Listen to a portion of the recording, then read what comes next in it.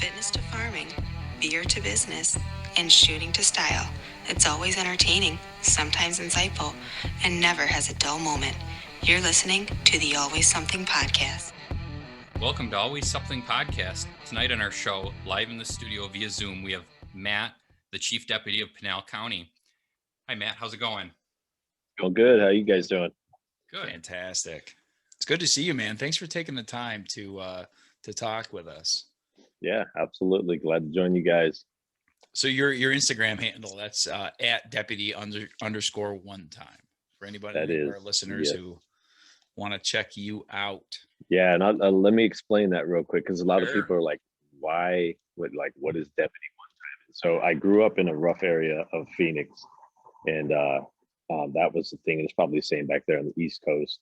When the cops hit the block, everybody starts yelling, one time, and that was one of the nicknames for cops. So having heard that name my whole life and then becoming a cop, I figured it was only appropriate. I am a deputy and I'm a one-time, so I put them together. Love it. That's cool. Love it. I love it. So yeah, we do a lot with first responder stuff, PTSD stuff, a lot of conversations regarding that and first responders. I'm really interested in, and so you're down in Arizona, 60-ish miles from the Mexican border, correct? Yeah, at the southwest corner of our county, we're about 65 miles off the border. So 60 miles is, I mean, it's not a long distance, but it's not a short distance either. Do you deal a lot with the border stuff going on? Yeah, we do. And I've been, I myself, I'm coming up on my 28th year next month. And in that 28 years, I've probably spent 20 of it fighting, working against the cartels and stuff down in that area. And why our county is unique and why we suffer the way we do from the cartels and the smuggling and all that stuff is because of how the corridors work down there. And if you went directly south of our county to the Mexican border, that border area is all essentially wide open. There's some vehicle barriers, which people can walk through. There are some barbed wire fences, which can be cut. So there's no big physical barriers down there, which means it's easy for people to get through down there. Then what happens is from that border all the way to our county, there's really no civilization. It's open desert, and it's the Tohono O'odham Indian reservation too. So it's very desolate, low law enforcement presence other than Border Patrol and ourselves. And so they basically have it's a freeway.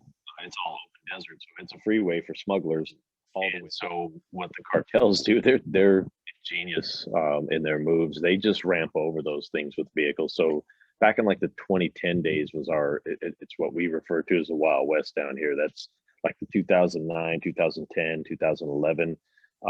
It was all out war down here with the cartels and how much they were pushing through, how much we were fighting them. And they would steal vehicles out of Phoenix, and they would have those vehicles down to the Mexican border within hours. And, the border stuff, I don't want to turn this conversation too political.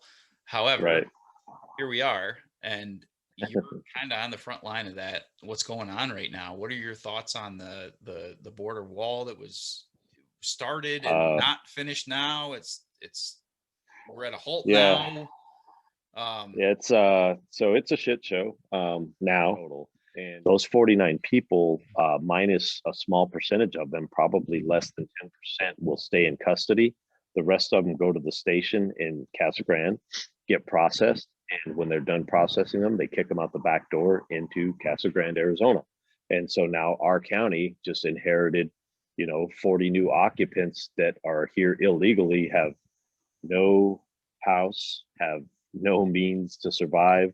And so, when we talk about the effect of this, people try and lump this all into illegal immigration, and that is a part of it. But just as a human being, if you look at that, how wrong is that of us to just do that? Just take these people, just take them and put them illegally into the country. The infrastructure can't handle that.